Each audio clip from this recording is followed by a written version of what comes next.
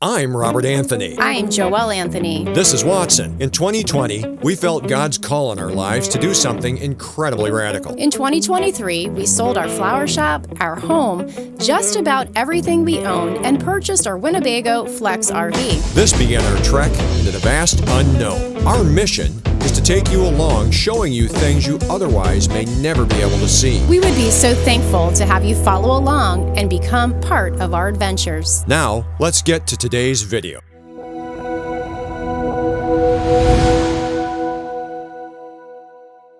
Hey, if your RV has a Schwintek slide system, stick around. I'm going to talk to you about the lubrication process of the Schwintek slide system. In today's video, Joelle and I are going to try something new. We're going to release what we're going to call, for the time being, because we own a Winnebago Wednesdays. And what Winnebago Wednesdays are going to be simple one-thing issues, one-step things, one suggestion that we have for you this week that will pertain to, at least in our experience, owning a Winnebago Micro Minnie Flex Series model camper. A lot of these suggestions can apply to all things RV, but for us, because we own the Winnebago, we've decided we're going to do short little videos in the middle of the week to talk about a specific issue that we've learned about and that we've come up against as it relates to owning the Winnebago Micro Minnie 2108 DS Flex Series camper. Right, Joelle? We sure are. Okay. That sounds great. So today, let's talk about the Schwintek slides. Now, there's a lot of information out there. I'm in Facebook groups and I see a lot of complaints about the fact that the Schwintek slides fail. The belief is they're a weak system, that Lippert didn't do a good job in engineering these. And I want to address a couple of those issues right now. At the top of that list is whether or not you should lubricate your Schwintek slide. There's a lot of information out there all over the internet that says that you should not lubricate your Schwintek slide. I can't agree with that. Now, what I'm going to tell you is not necessarily from an RV tech perspective, but it is related to information that I found, and I'm going to give you some anecdotal evidence that I've experienced as it relates to our slide that I think you're going to find helpful. First of all, should you lubricate your slide? Yes, there is no doubt in my mind that you should lubricate your slide. That is absolutely critical to the long-term functionality. I'm going to say, just as my opinion, that a lot of the reason that these slides are failing, giving people trouble, getting stuck, getting misaligned is because people are not lubricating them properly. I believe that that is the largest portion of the problem. There are techs out there that would mirror this same thing, and I've personally experienced something that I'm going to explain to you about right now. Hold on.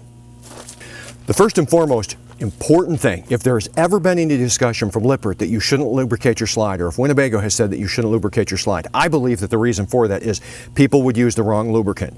I did find on the Lippert website, and I'm going to put a link in the description below to a video from Lippert demonstrating how to lubricate your Schwintek slide. So if anybody's out there telling you that Lippert says not to lubricate them, coming straight from the horse's mouth, I'm going to link to a video in the description below that will show you exactly how to lubricate your slide. I'm also going to put a link in the description below this lubricant that Schwintek recommends. This is the only lubricant, the CRC Power Lube, that the factory recommends that you use. Exclusively, this lubricant is the only one that you should be using. Get a good picture of that? There's going to be a link in the description below for that. I'm also going to put a link in the description below to a photo that will give you a diagram on your slide. I'm not going to show you how to lubricate it. You can watch the video from Lippert and they will show you how, but I think it's important that you see the image that will be linked in the description below that you can click over to so you see the exact parts that you're lubricating. So that's my theory on the lubrication right now. Let's walk over here. Okay. So without getting into a lot of the details about how to lubricate it, because that's not the purpose of this video, it's more should you lubricate it. Again, my opinion is yes. You have two tracks. You have this track and your worm gear, and you've got that upper track and your worm gear. The motor and the drive mechanism for the Schwintek slide system is in here, right here. There's a rod that goes down to there that runs a gear mount or a gear system down below. But the main motor where you're going to be lubricating, you're going to be lubricating above here, behind this vinyl right here. And you're going to be lubricating the wheel underneath here. Otherwise, if you're not lubricating the way that this is engineered, this is just metal on metal when this is sliding in. Let me tell you a little bit of the anecdote that I've got here. I have a friend, his name is Dave. Dave has a Class C motor coach. he has Schwintek slides. He wasn't lubricating his. They failed. Pulled him out. He had to pull the slide out to repair it, and he said, I could not believe the amount of shaved metal that was all around where the slide is. Not where the gear cowls go, but where the slide is in that track. Tons of shaved metal. He started lubricating his after it was fixed, and he's not had a problem since. So let's go inside and I'll give you some more information. All right, so right now we want to break in and we want to ask you a favor. If you're here and you appreciate what we're doing, it would be great if you could like the video, hit that like button, and then if you could subscribe, hit the subscribe button, and then hit that bell notification. When you hit the bell notification, that lets you know when we've released a post or a new video, and that would be really great. The like button helps to push the video up in the algorithm, which tells it that people like this, and it will show it to more people. If you could hit the like button, like right now, that would be great. We would appreciate it. Thanks. Let's get back to the video. This is my slide system right here. Okay, Lippert recommends that you lubricate both the outside and the inside when you do it. I recommend once a quarter, depending on how often your slide is going in and out. But let me explain to you what my experience has been doing this and lubricating the slide. What made me decide to start lubricating the slide, even though on the Facebook groups and even Winnebago, I think, has said, don't lubricate your slide. My slide sounded like an old man, that 90-year-old getting up out of a chair. It just sounded like it was working so hard to pull the slide in and put the slide out. It was just whining and it was just really having a problem. I have yet to have it seize up though. So I thought, you know, if the general consensus is the Schwintek slide by Lippert is going to fail, well, I'll lube it, and if it fails, great, I'll deal with that when it comes. Or if it doesn't fail and it actually improves the performance, major win for me. I lubed it up from the outside based on the information that I was able to find from Lippert and from somebody else that lubed their slide and knew what they were doing. And I'm going to tell you, the slide performance improved by about 300%. Came in a lot faster, it was a lot smoother, it wasn't whining, it was a marked improvement. Let me close this out with another bit of anecdotal information that will probably help you to see what I'm talking about here. We decided that since we're here, we had time, we would lubricate the inside.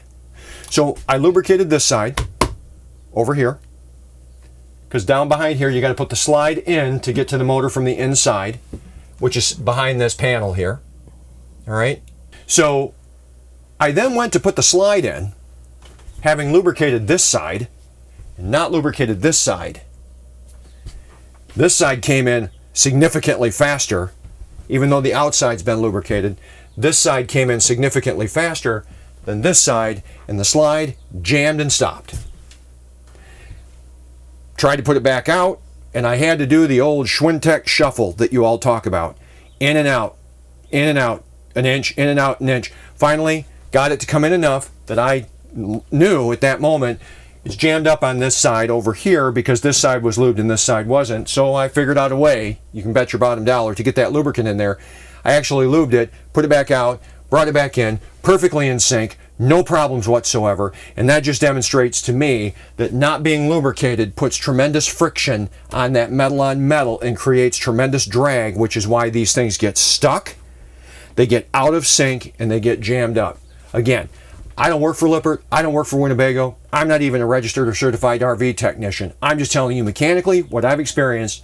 Lubricating that slide makes all the difference. And I just wonder if many of you that are watching were to take the time to lubricate your slide, if you have had problems in the past, if your problems would go away, or as a matter of preventative maintenance, it would be something where perhaps your slide won't go bad. I'm hopeful that that's going to be the situation for us as we travel around the country.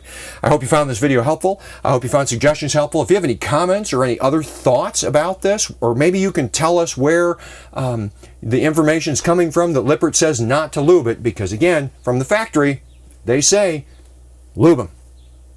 Links in the description below.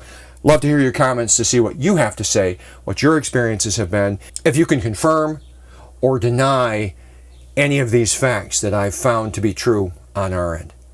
We'll see you in the next one. Take care.